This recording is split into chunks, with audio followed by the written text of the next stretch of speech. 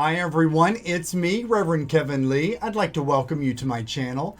So today I want to share with you a little bit about this thing called Precipitation Mediumship. You probably have signed on now to be a part of one of my classes or presentations or my ongoing weekly Precipitation Mediumship Development Circle. Congratulations! So this experience, Precipitation Mediumship, in particular, is so rare and yet so ancient.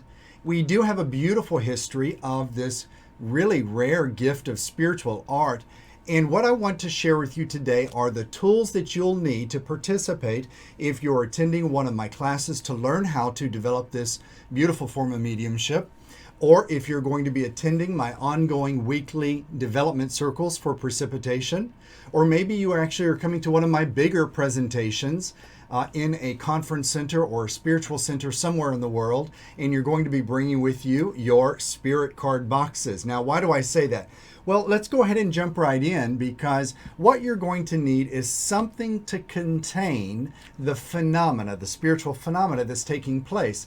And I call that a sacred container. It's just a beautiful word for basically a shoebox, right? Mine's a fancy shoebox. Picked it up in a nice world market where artisans from around the world create these interesting containers. Even baskets are potentially good. I'll speak about the light phenomena that's a part of that consideration in just a moment. But as you can see, this is a shoebox sized box, okay? Mine happens to be covered with other beautiful elements, if you will, artistic elements. And you can see it's just standard sized. You can also see that there's some type of a cloth material. And I would actually recommend that if you're going to be purchasing a fancy box for these containers, you want to make sure that they are light proof. So you can see that this container is actually solid as I turn it in. Mine happens to have a layer of cloth inside. It's not necessary, but it definitely made it look pretty, didn't it? So what I want you to think about is this, because sometimes these boxes that we pick up at our local arts and crafts stores, they actually have little handle or holes on the side. Sometimes they're grommets, even little openings. Light could technically get in. So you want to make sure that you line the inside of your box if there is a hole, or line the inside of a tightly woven basket if you feel light may be getting inside the basket, because this barrier of a cloth, a light-proof cloth or a thick cloth, you could use something like canvas or velvet, something like that, to just glue on the inside, okay? And that will keep light from penetrating into what we're creating, which technically is a little seance room. Because in the seance room condition for physical mediumship, which is what this phenomena is, it predominantly requires darkness, because the energy that is pulled forward, the energy that is expressed, the energy that is utilized predominantly in this form of mediumship, of precipitation, the energy is actually ectoplasm. Okay, this is a physicalized life force energy of yourself as the medium, the contributor. And that life force energy, the ectoplasm, goes inside the container, which could be, and we'll talk about its placement in a moment, but it actually physically dematerializes the pigments that we're going to talk about, and then rematerializes those back onto a canvas that you have provided, okay? So remember, if you're going to be getting something that's a little more exotic, like a say a native made or a handmade woven basket, you want to make sure that the weave is incredibly tight so light doesn't penetrate. If you're not sure, or if you want to just add a second layer of protection, go ahead and line the inside with a glued on cotton cloth or a canvas type material, something dark, that's light absorbing. That would be good for your container. Now make sure you notice how this box has a nice tight fitting lid. Your basket also needs to have a tight fitting lid, or a lid that will keep light from getting inside. Very important consideration. Now, as we begin to work with this, you're going to need a couple of extra tools. And we begin with, what is Spirit going to create art and writings on? Well, they're going to, for Spirit card writing, Precipitation Mediumship, which is kind of an old way of working, but it's our favorite way of working, and mine especially. These are blank white index cards, and you'll need to get a packet of 50 or 100. Eventually, you're going to have thousands of these laying around. You can turn them into note cards later, keep them in your office, shred them, use them as mulch in the garden. But basically, these are bleached sheets of postcard stock, but they call them index cards, okay? You don't want to get the ones with lines on them. They call those lined index cards. Don't get those. So perfectly blank, these make a beautiful canvas for Spirit to write and produce on. Okay, let's set those aside. Now, what about colors? Well, Spirit will need something to write with or to create images with, to paint with. And so what we can do is some of the most basic things to get yourself a little box of 5 or 10 crayons, right? I have a little collection here. And you also want to consider getting maybe a small set of 10 or 12 colored pencils. Okay. How about markers? Everybody's got markers laying around. If you have children, you probably have a lot of these. These are technically washable markers. It's not necessary that they be washable, but it's just what I happen to have. I purchased these at a local convenience store or a dollar store. And you can also get permanent ones because the permanent markers come in some beautiful rich shades and colors, but also some interesting metallic colors, which I think would be beautiful for some art. And last but not least, which is one of my favorites because you can actually see your development, your progress, how Spirit is interacting with your pigments in a spiritual way. These are gel pens, you see? Now, mine have actually been used for a period of time. These will probably last me just a few more months before they actually are literally used up. You can see the ink disappearing in here in some of those. They were perfectly full when I got them less than a year ago. You will also see in this image here, yes, right here in this image, you can see how there are bubbles inside the little channel of gel pen ink. You can also see that some of the inks have begun to turn from, say, a bright, vibrant pink to a very soft pastel pink. Why?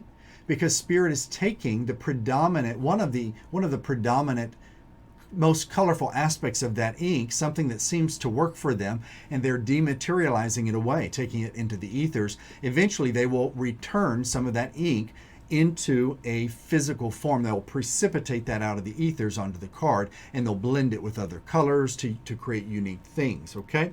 Very interesting. So pay attention to your gel pens because you will begin to see changes in them before any of your other pigments. So that's why I always tell my students, get yourself about 5 or 10 of them. You can get those very simply at your local convenience or dollar store and add those to the mix. And if there's a little scientist in you, what I would like you to do is I would like you to get, say, let's go ahead and get a box of 20, and I want you to have 10 available to only use in your sacred container, 5 to 10, okay?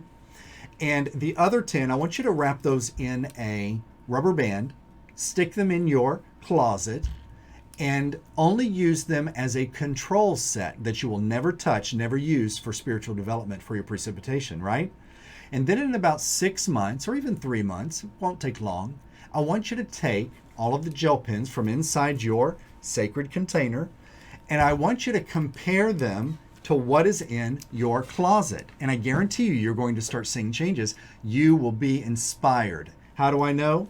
Well, I'm psychic. I just know these things. No, actually, because I've seen it so many times with students and fellow colleagues over the years in their own development. So that is what you will need to begin developing your precipitation mediumship, in particular this style which we call spirit card writing.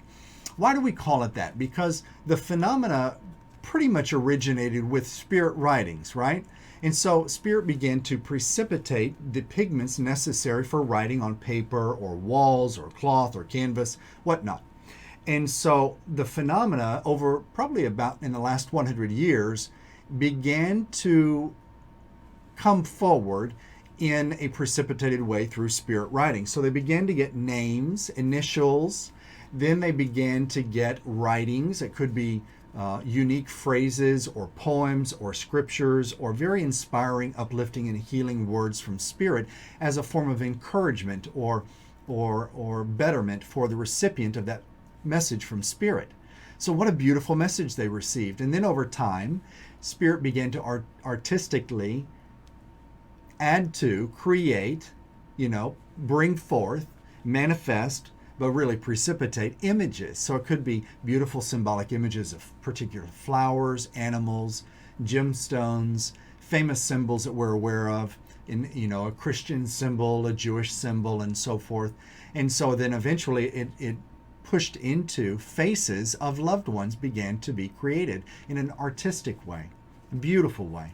And actually in a highly evidential, very, very detailed way as well. You can sometimes see in our history incredibly photographic quality precipitated images and portraits. So the front side of your spirit cards will actually be the writing side, where you will get names or initials or writings.